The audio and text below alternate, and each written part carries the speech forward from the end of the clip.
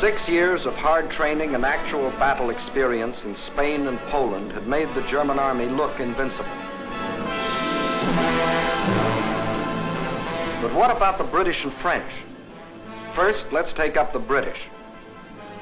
They started from scratch, but both at home and abroad, an army was growing.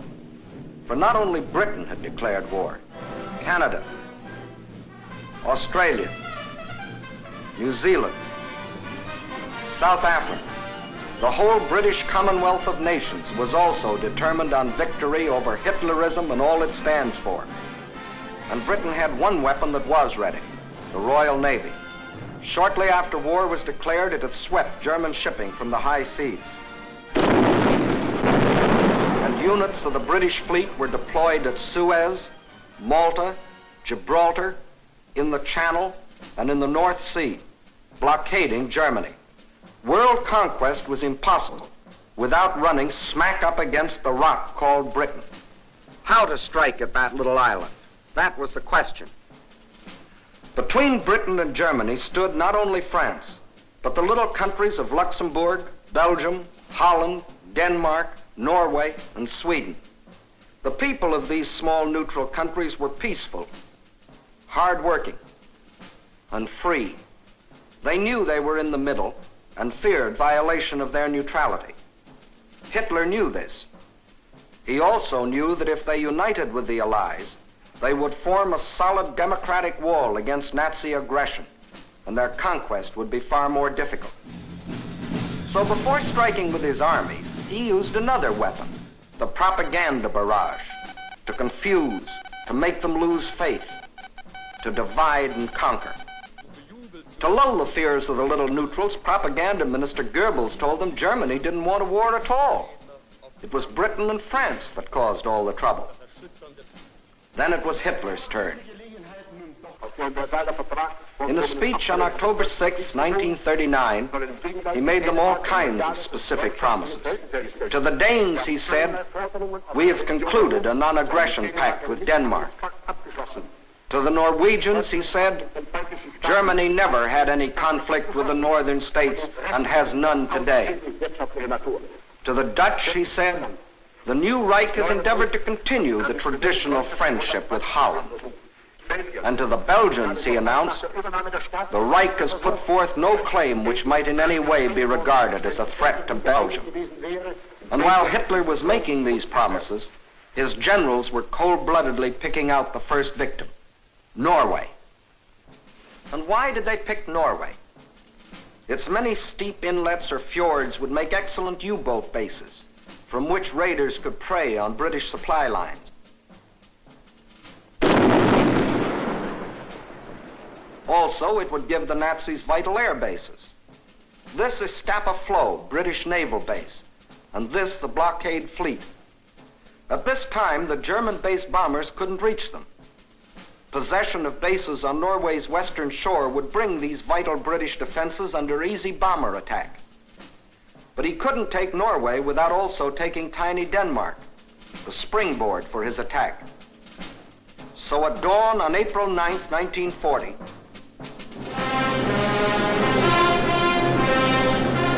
the German army rolled across the neutral borders of Little Denmark, and in a matter of hours it occupied the entire country. By nightfall, Denmark is erased as a nation, and the Danes go into slavery. Although only 6 months before, Hitler had announced, "We have concluded a non-aggression pact with Denmark. The Danes will not forget." Meanwhile, in Norway, peaceful-looking German merchant ships like these had sneaked inside Norway's neutral waterway and tied up at all principal ports. That is, they looked like merchant ships. But if the Norwegians had had X-ray eyes, this is what they would have seen. The Trojan horse of ancient Greece brought up to date with new and deadlier weapons. At the precise moment that the Nazis overran Denmark, these quiet-looking ships sprang to life.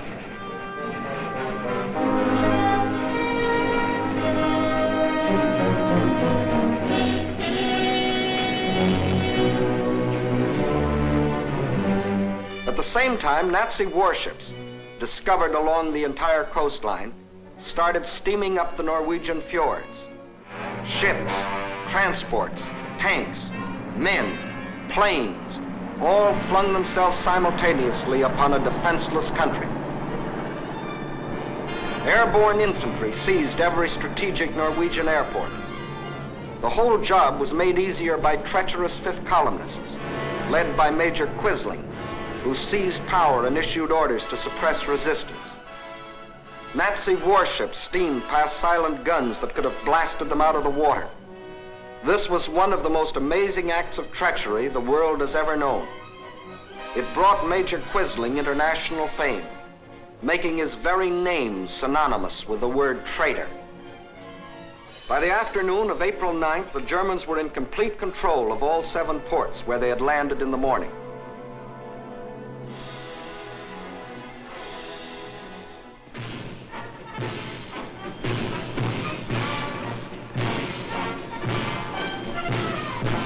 For the first time in more than 200 years, the people of Norway saw an invading army parading through their cities. Many of these Nazi soldiers, strutting as conquerors in 1940, had last seen Norway some 20 years earlier, when, as refugee German children, they had been raised and cared for by kind Norwegians. Now these same Germans were back to repay that kindness with terror and destruction. Once they had occupied the capital, the Nazis quickly fanned out in all directions. But loyal Norwegian troops stopped one German column between Hamar and Elvera.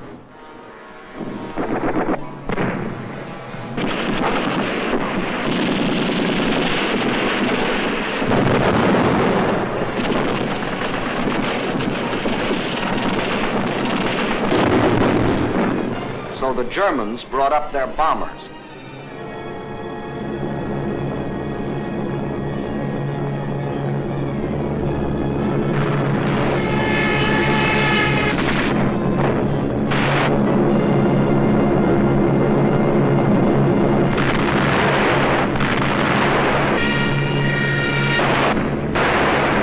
Norwegians were forced to flee to the north under constant and unopposed air attack.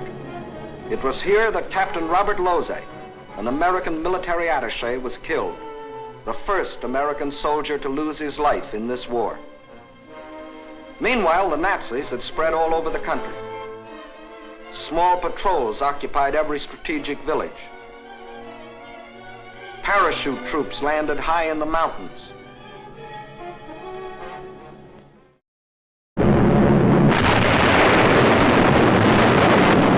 Unopposed bombing raids sent defenseless civilians fleeing in stark terror.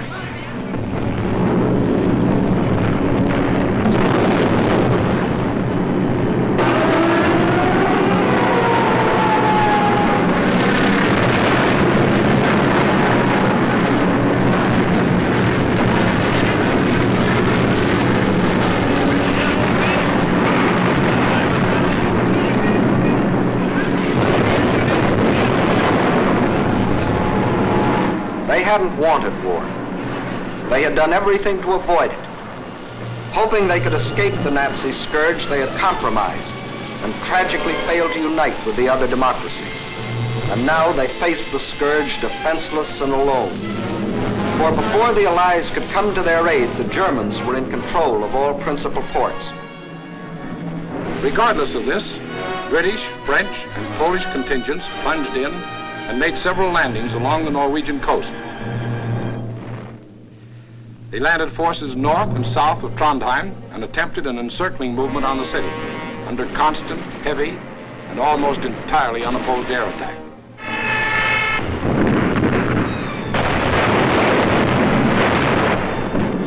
Well, the scene of action was out of range of British fighter planes, so they brought up aircraft carriers. But these are at a disadvantage when opposed by land-based planes. The Allies, therefore, were badly battered from the air. Finally, suffering heavy losses, they withdrew from a hopeless situation. Further to the north, at Narvik, they met with better success, inflicting heavy naval losses on the Nazis.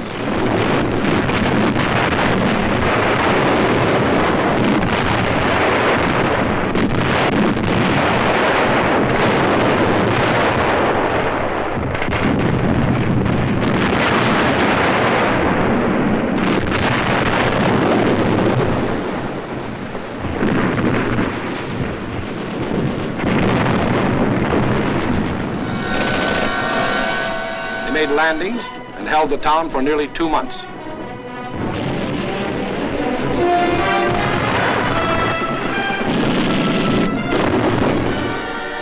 Incidentally, they also took their first prisoners of the present war. But again, the Nazis' overwhelming air superiority proved a deciding factor. And the Allies were forced to withdraw under terrific air bombardment.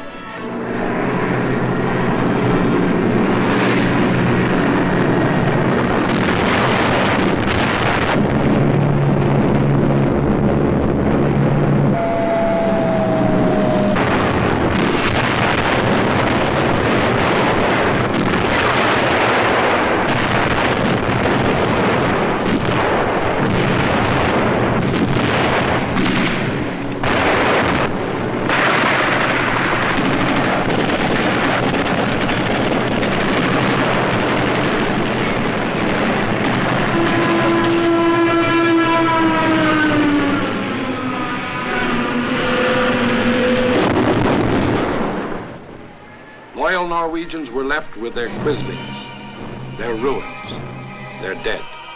Even though 6 months before Hitler had said, Germany never had any conflict with the northern states and has none today. The Norwegians will not forget. And Hitler had another victory. He had hijacked 2 more countries. The world wondered and sometimes marveled at this man's efficiency. Gangster Dillinger was efficient too.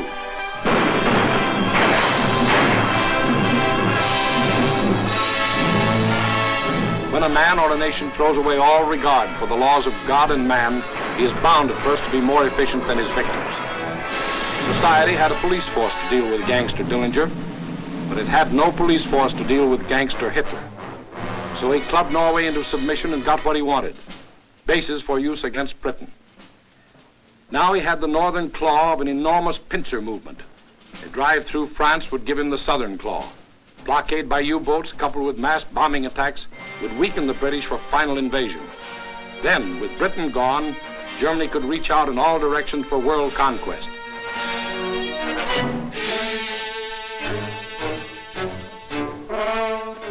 His next move must obviously be through France to get his southern claw. Through France. How was she to face the onslaught?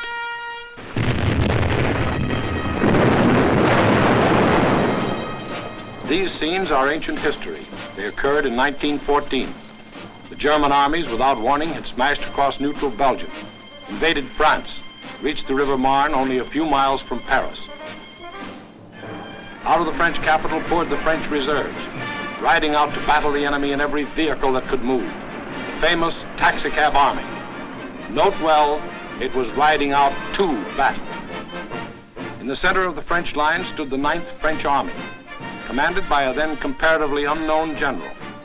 On September 5th, 1914, he is reputed to have said, "My right is driven in. My center is giving way.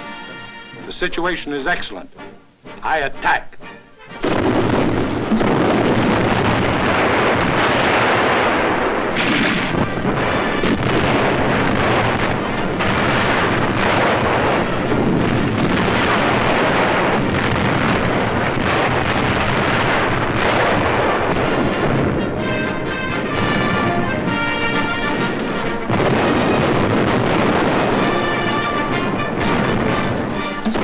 did attack. The German onslaught was checked, and Paris was saved. That comparatively unknown general later became commander-in-chief of all the Allied armies and presided at the signing of the armistice with the defeated Germans on November 11, 1918. To this general, the French people erected a monument. To Marshal Ferdinand Foch, whose motto was, "Attack, always attack." Still later, the war-weary French people erected another monument. This one to a minister of war, André Maginot. Between the ideas symbolized by these two statues may well lie the military story of the fall of a great nation. In Foch's time, the proud spirit of France demanded nothing less than victory and placed its faith in the attack.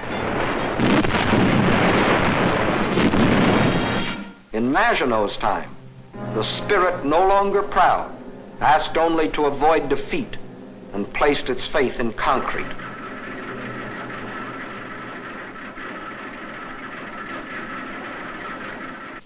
So the French built the mighty chain of fortresses called the Maginot Line. These tremendous bastions were built deep into the French land. They were connected by underground passages and railways, guarding France's eastern borders facing Germany.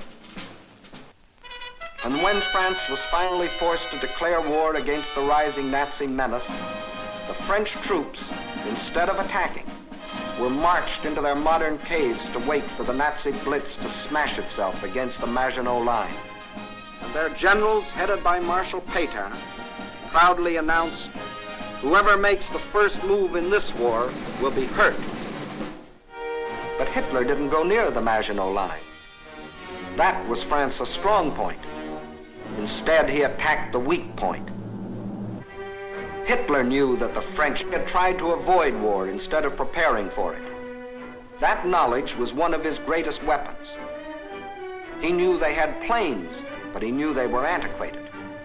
He knew they had tanks, but he knew they were few in number and lightly armored. But most important of all, he knew that France had become a cynical and disillusioned nation. What made this change in the French spirit? In the first place, between 1914 and 1918, the French suffered more than 6 million casualties in the heroic defense of their land against German invasion. The flower of an entire generation was lost, with its stimulus of new blood, new determination, new ideals. Secondly, the failure of the League of Nations, to which the French had pinned their hopes of peace, the corruption of many in high places, the greed of special interests, all had combined to shake the faith of the French people in their democratic ideals. And when a people loses its faith in its own ideals, it is ripe for the insidious words of the devil. France still looked like an imposing castle, but Hitler's political termites had so gnawed away the binding of national unity that the castle was ready to crumble.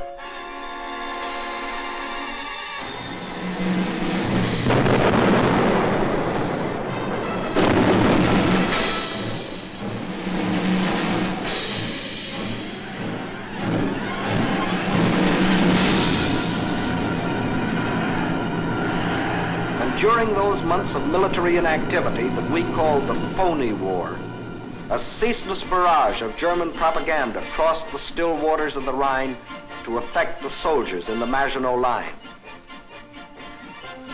"Why do you fight?" asked the banners. Poems and friendly notes were sent over by balloons. French tunes were played by German bands, and German hooey was broadcast in French.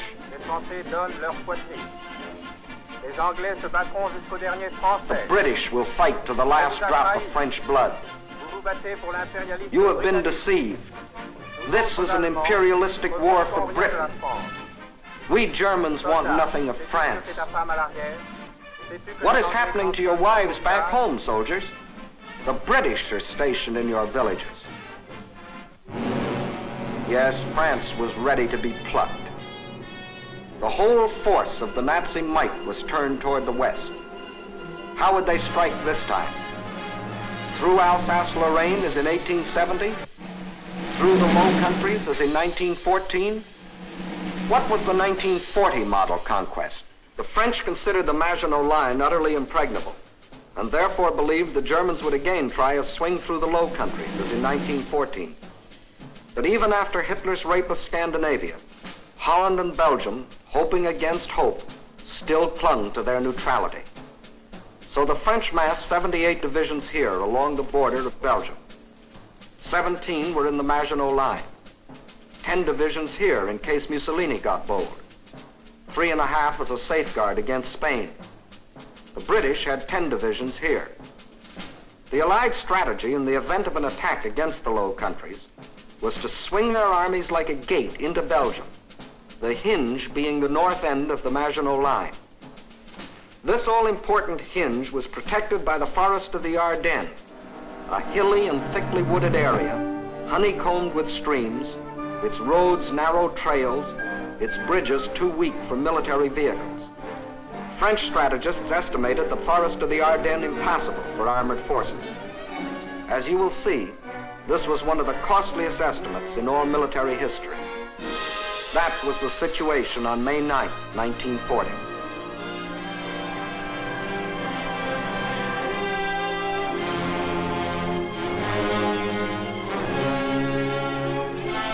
The hour of trial had come.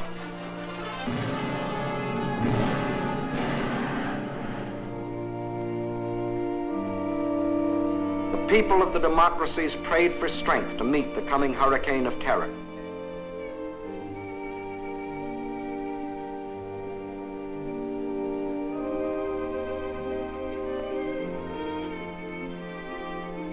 While across the Rhine, Jugend ist uns verschrieben und verfallen mit Leibeswert.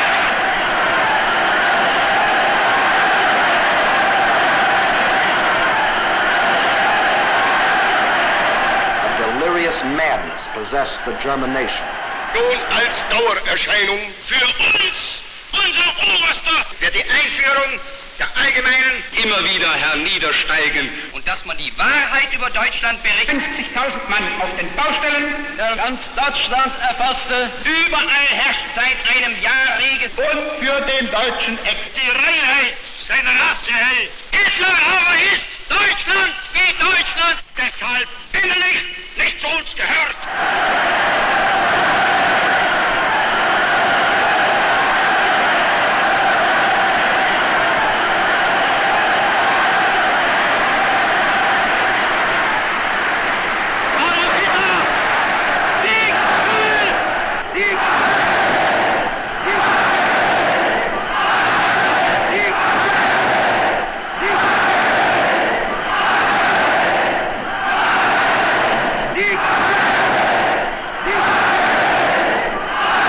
Der Tag had come.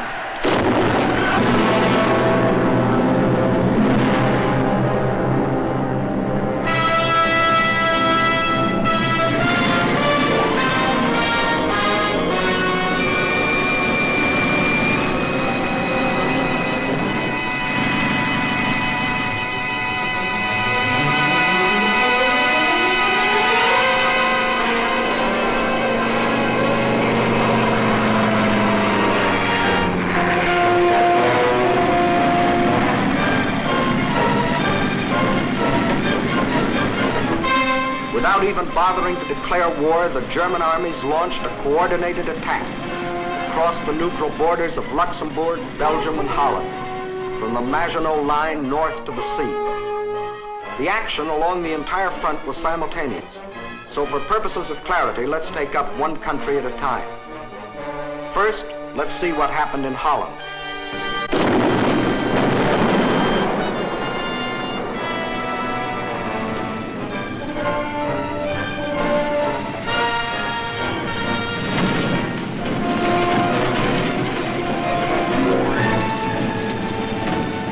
Nazi ground forces smashed through the improvised and hastily erected border defenses. But the main attack was to come from the air, far behind the defense lines.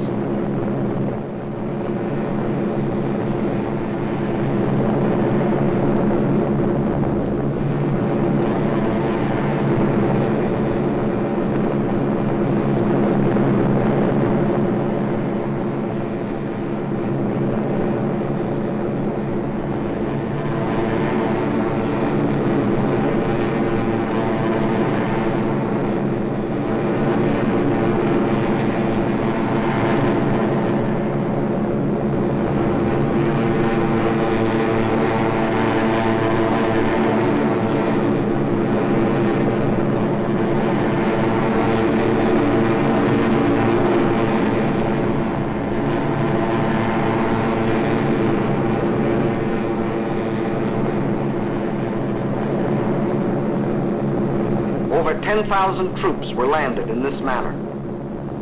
Before the stunned citizens of Rotterdam even knew they were at war, these troops, aided by well-trained fifth columnists, quickly captured the airport and outlying sections of the city.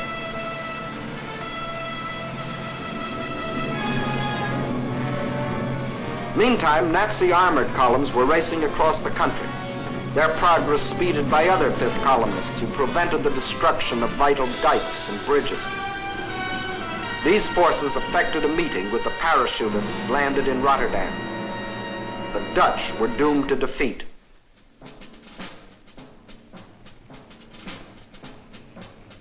On the fourth day of the invasion, the Nazis gave the Dutch general an ultimatum. All Dutch resistance must cease, or Rotterdam will be bombed flat.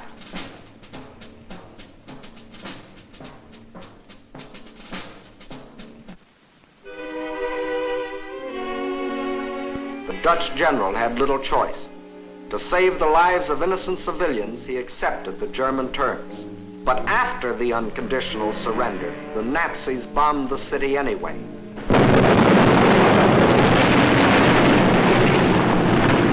Flights of unopposed German bombers flew low over the center of Rotterdam and methodically bombed it into a heap of rubble.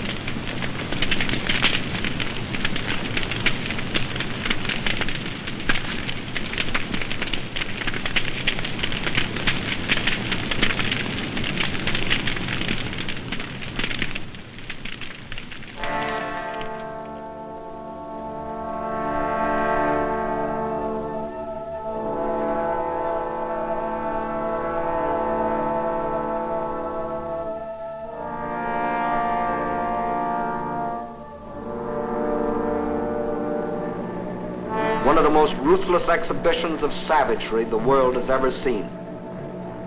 Over 30,000 men, women, and children were killed in the space of 90 minutes. Though only 6 months before Hitler had said, "The new Reich has endeavored to continue the traditional friendship with Holland. The Dutch will not forget." Meantime, in Belgium, the whole force of Nazi blitzkrieg had stormed across its neutral borders.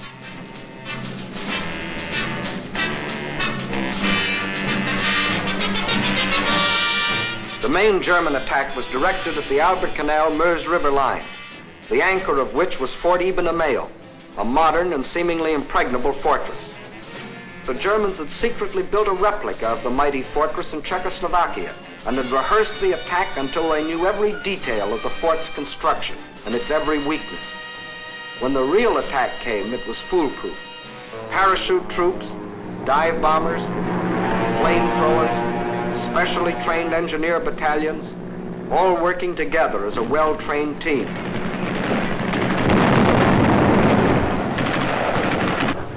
They knew exactly where to cross the river.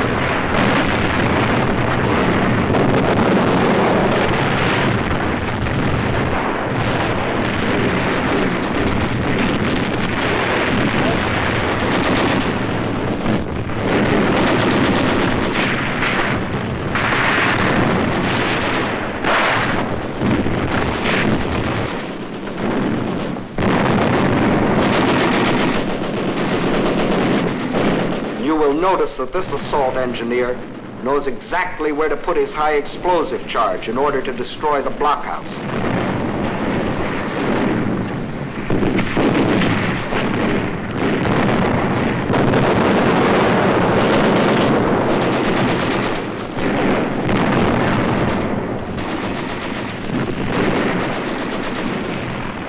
Fort Eben-Emael withstood the Nazi attack exactly 2 days, and the German armies rolled on. Meantime, an hour and a half after the German invasion began, Allied troops crossed the French and Belgian border to meet the advancing Germans.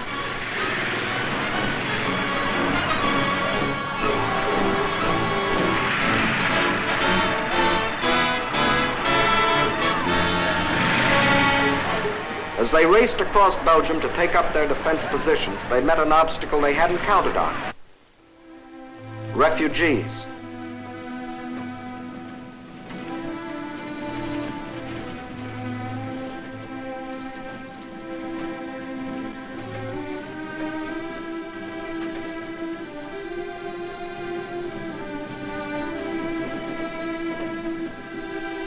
And the refugee-choked roads didn't get that way by accident.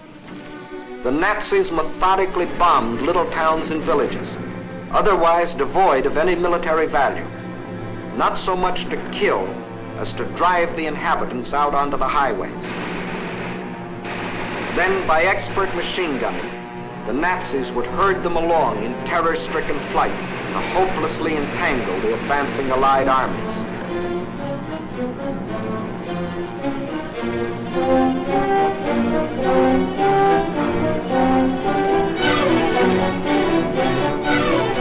Refugees used as a weapon of war, a new low in inhumanity.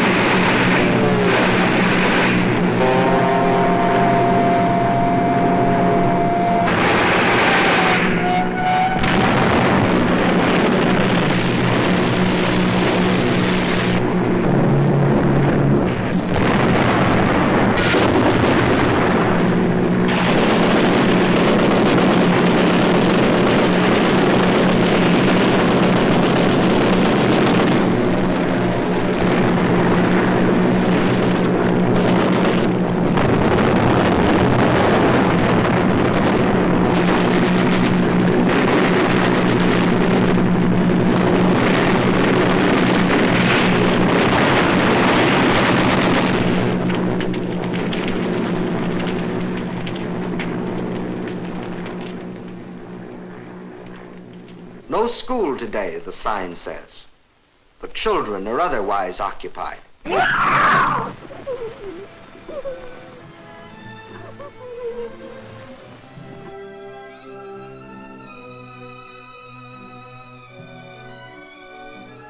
No, no school today.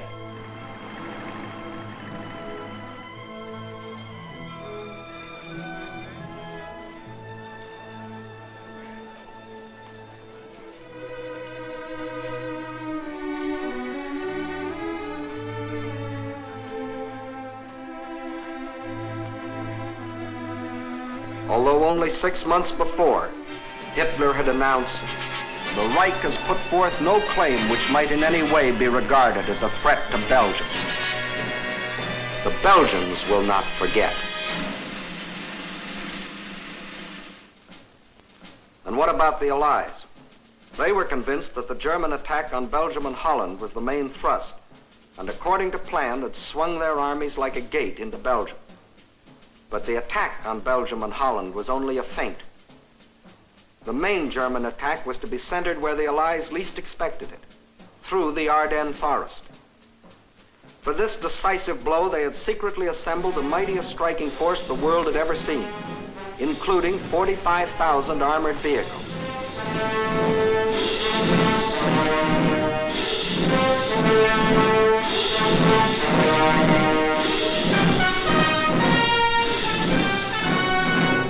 At the same time that the Nazi armies were plunging into Holland and Belgium, this column started to move.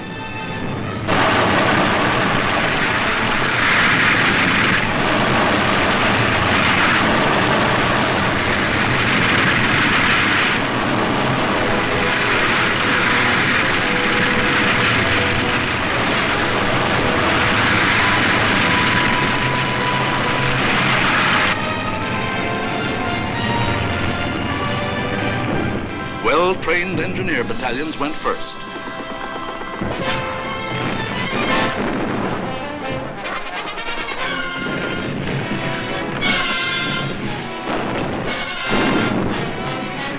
They were opposed only by scattered Allied patrols.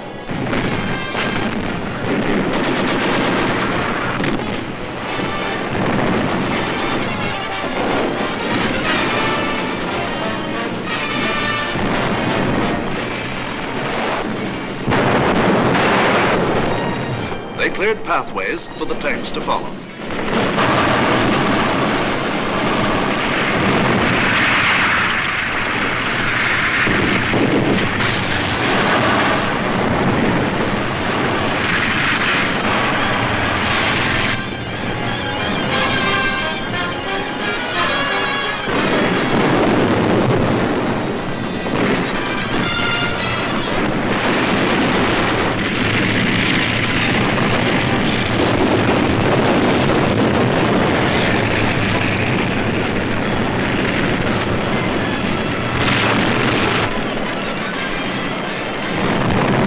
In 3 days, the Germans' armored force reached the Meuse River, 2 days faster than the French thought any troops could get through.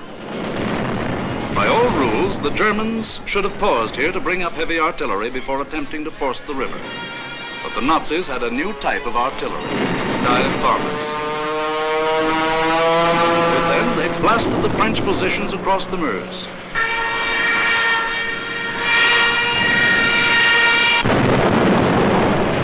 With feverish haste, the Germans laid a barrage across the river with anything and everything that would shoot.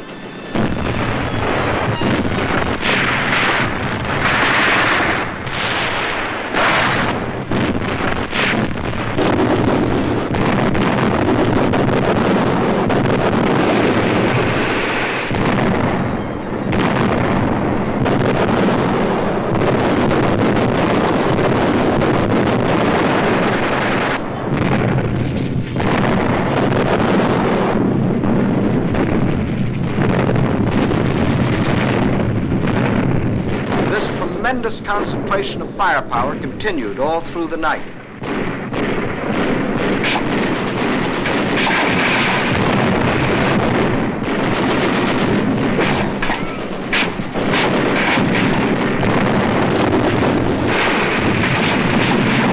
By the following day, shock troops were able to get across the river.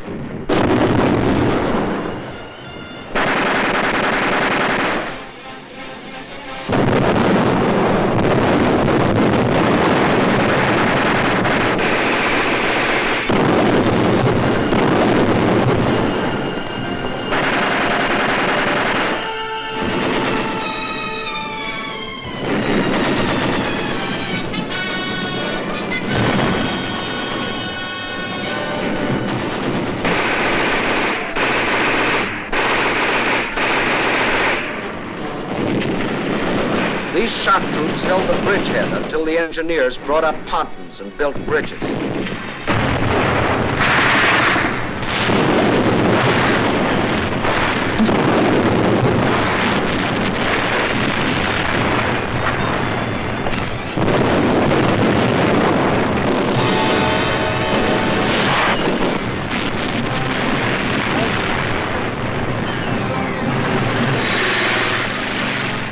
Then, without wasting a moment, across these bridges, the main armored force of the German military machine rolled through to Sedan.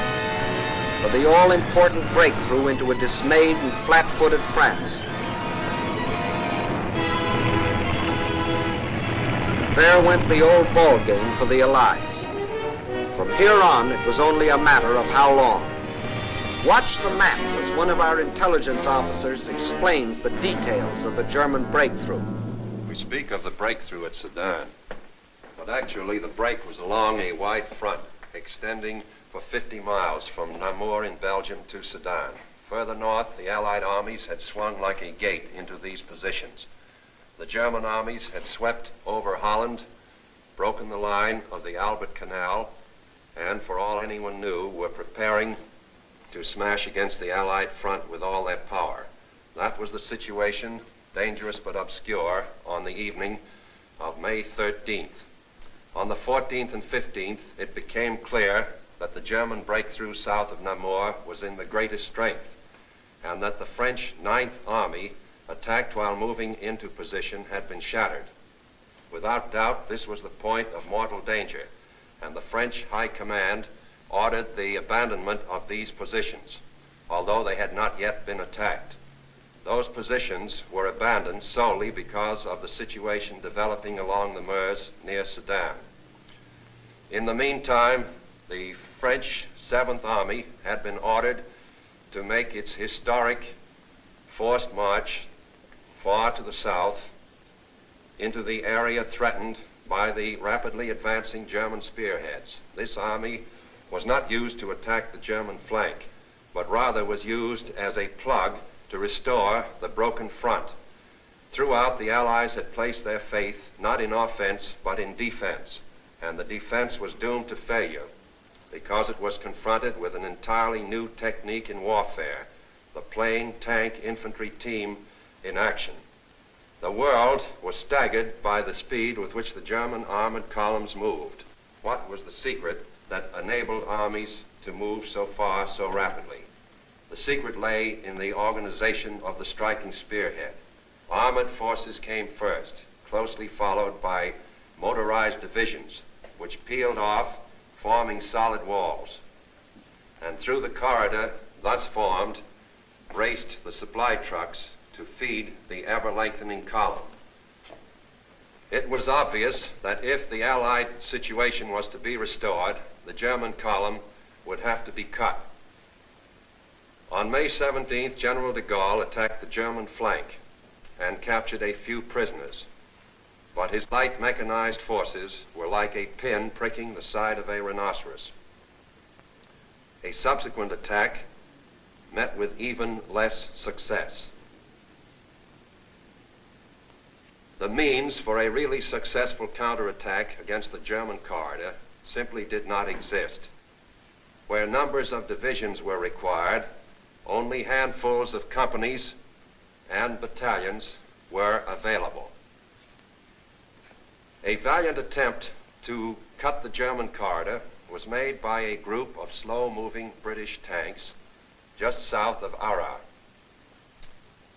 But lack of sustained striking power doomed this valiant unit to destruction.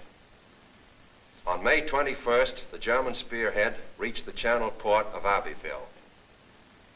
Protecting their flank along the Somme, the Germans fanned out to the north and east. This was to be the perfect battle of annihilation.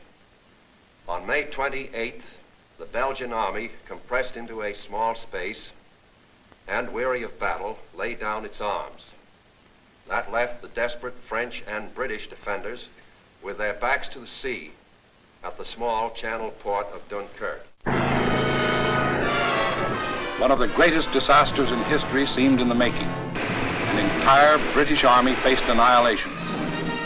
But out of the fog and the mist shrouding the channel came a strange armada of Navy craft, fishing boats, pleasure yachts, anything that would float.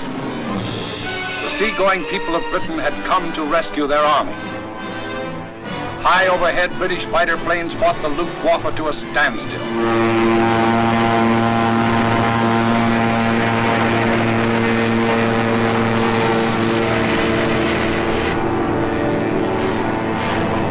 While below, small Allied suicide units held the Germans back long enough for the miracle of Dunkirk to take place.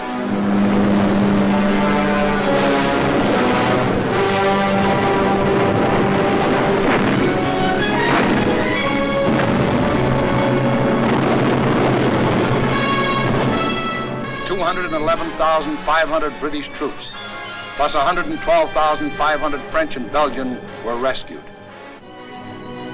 Over 300,000 battle-tested men, grimly determined to go back again with new tools, new weapons with which to blast the hated Nazis out of this world. For free men are like rubber balls. The harder they fall, the higher they bounce. Leading the British by this time was a man who had been bouncing all his life, Winston Churchill, who had tried for years to warn the world about Germany. Meantime, the situation that faced France was as nearly hopeless as a military situation can be. 2/5 of the French army was lost. There were fewer than 50 divisions left to defend a front almost 200 miles long, running from the northern end of the Maginot Line to the sea. And behind that thin front line, there were no reserves. The despairing people of Paris sent their children south, praying that some miracle would keep them from harm.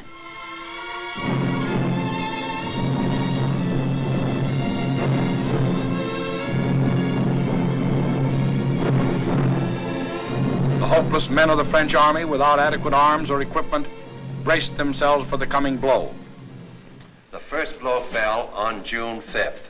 The French resistance was determined, but by June 8th, the left flank army had been shattered and a general withdrawal was ordered to the line of the Marne and the Seine.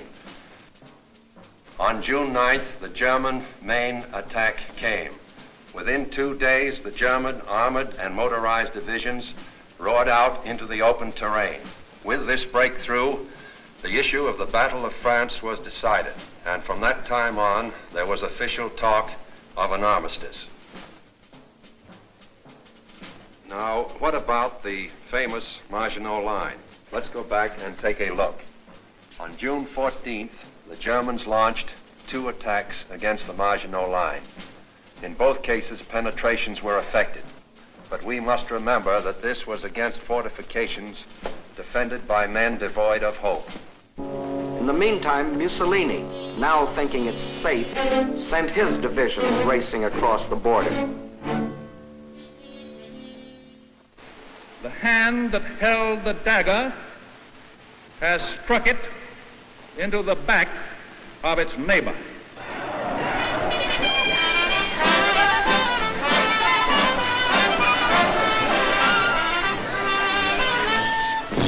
Organized resistance in France was no longer possible. The government faced 2 alternatives: retire to North Africa and carry on from there, or give up the struggle. France's leaders were old and tired, and the oldest and most tired was Marshal Pétain. Egged on by men like Laval, who saw in a German victory his chance for personal power, on June 16th, Pétain asked for an armistice. The news is carried to Hitler, who received this word of a great nation's fall in a characteristic manner. Also characteristic were his terms for the armistice. It must be signed in the coach where Marshal Foch met the defeated Germans in the last war.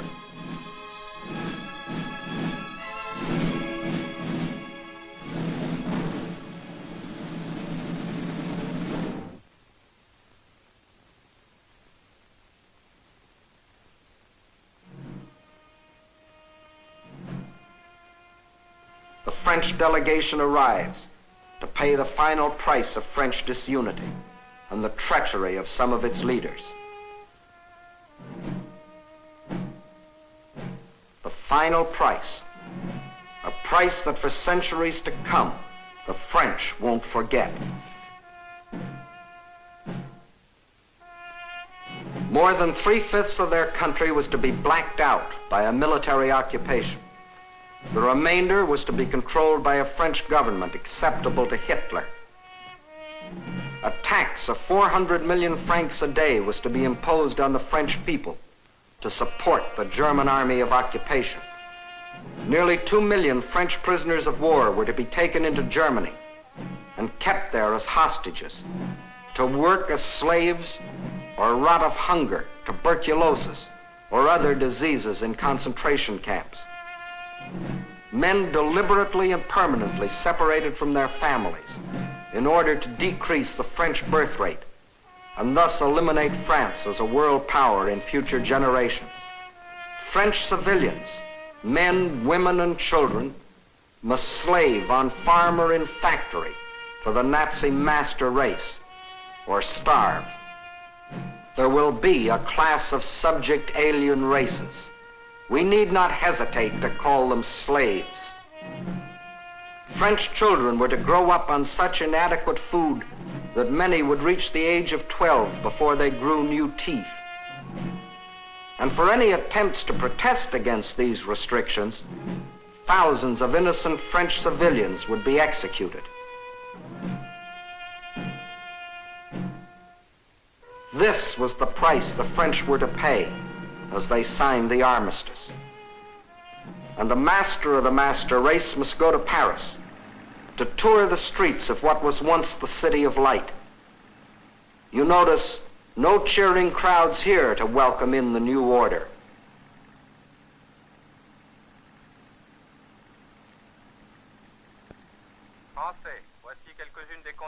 When the people of Paris come to the streets again, it is to hear the voice of dictators, telling them what they must do, how they must live, what they must say, what they must think, telling them how to be slaves. Gone is the Republic of France. Gone is free speech and a free representative government. Gone is liberty, equality, fraternity. These are the French. With their ears they listen, but their minds and their hearts, these are down on the Mediterranean where the battle colors of the regiments are being taken to Africa, out of the Nazi grasp. The people weep as their glory departs, for they don't as yet know that France has hope, a rallying point. Charles de Gaulle, a soldier in the great tradition of Foch, is not surrendering. He will continue to fight, gathering about him loyal Frenchmen from all over the world to become the Free French Army, the fighting French. Yes, the people weep as they watch their colors go, not knowing that 2 years later, those same flags would again be unfurled in North Africa, alongside the Stars and Stripes, alongside the Union Jack. Once more, their leaders, General de Gaulle and the famous General Giraud, stand united in the common cause with the leaders of their allies. Once more, the red, white, and blue of France is raised on high. For out of the ashes of the defeat and the humiliation of France, her soul has been born again.